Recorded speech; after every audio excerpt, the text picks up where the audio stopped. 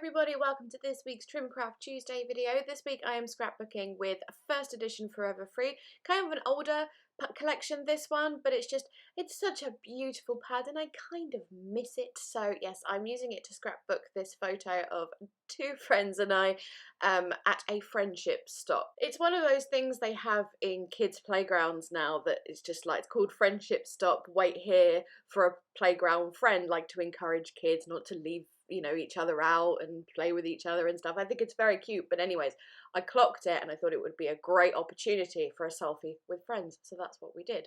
So I'm going with a circular theme for this layout because the friendship stop in the photo is a circle, so I'm just kind of playing on that.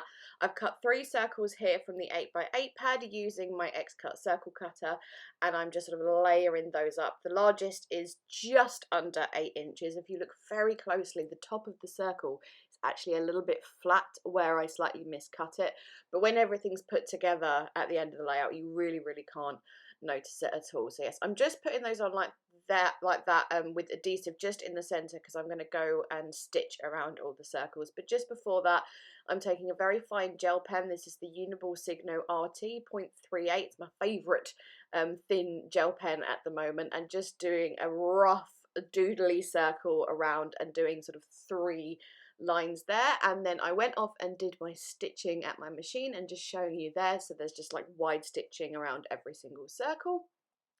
But then I decided the circle on its own I just wasn't happy, so I thought I'd balance it out with another cluster of circles, and I used dies for this because that X-Cut cutter doesn't go very small. I think its smallest circle it can do is 6 inches maybe. So yes, I just used dies for those, and this one in the middle is from like the cutter part or label sheet. In the pad it's actually an oval rather than a circle, but never mind. And I just I'd cut it before but left a really hideous black border around it, so I just cut it a little bit finer. And then I did stitch around that as well. Now I should have stitched the circles and then put them on the layout, because stitching that little thing like on my machine, I kept having to sort of scrumple up my layout to get around the sewing machine, if that makes sense. So the stitching on the little circles is not very good, but never mind. I think I kind of hide it a little bit with some embellishments later on.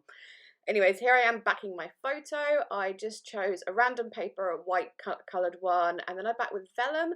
I thought that I was just going to stick with that, but then it didn't stand out enough on that mint circle background, so I chose a really bright paper, this pink and orange one, to go behind that. And someone is coming upstairs, so I'm going to have to pause. Okay, I'm back. What were we doing? Oh, backing photo. Yeah, I had to when I did that pink layer to cut it, I had to slip my scissors underneath the vellum, so I didn't cut that vellum that I'd ripped because I really liked that effect. But yes, got it done in the end, and it stands out so much better with that pink layer.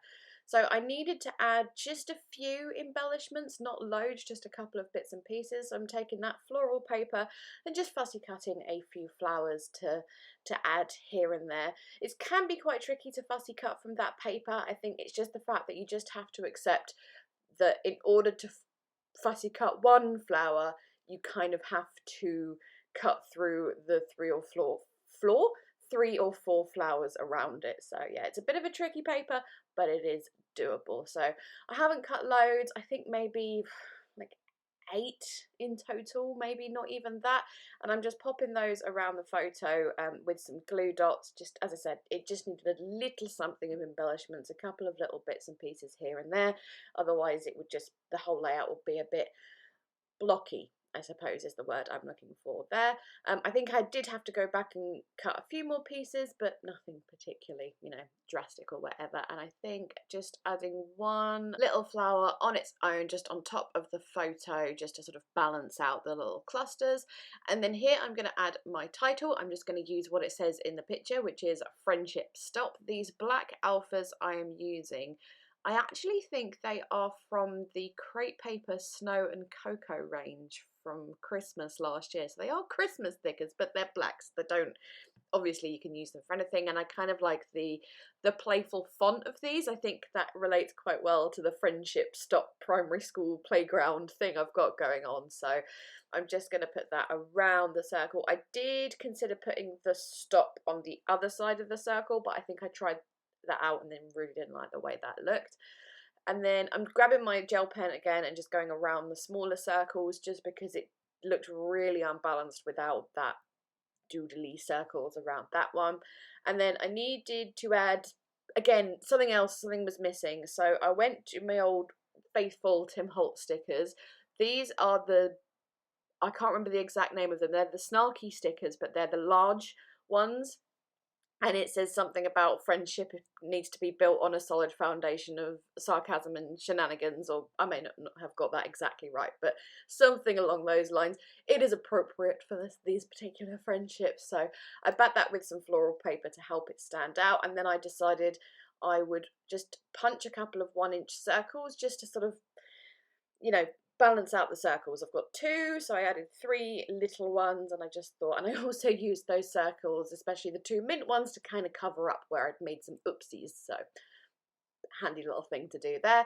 And then I'm just going to finish off with some Trimcraft 3D Pearl Effects in black. I thought black was an obvious colour to use. I think it's my most used of the 3D Pearl Effects as well. I just love them.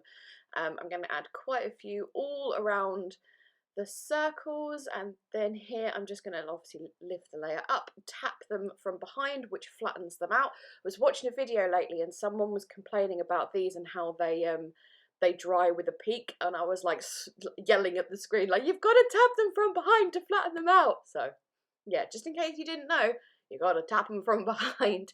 Just finishing off with doodling around that little square with the quote on there, and then I think my video is about to cut out, but I decided to add a dashed border around the whole layout because I just thought it needed something around the edge. It was just looking a little bit plain or something, and it just needed that something around the edge, a nice border. And that is it for this layout, so quite a short one this week. Hope you enjoyed it. Please leave me a thumbs up if you did.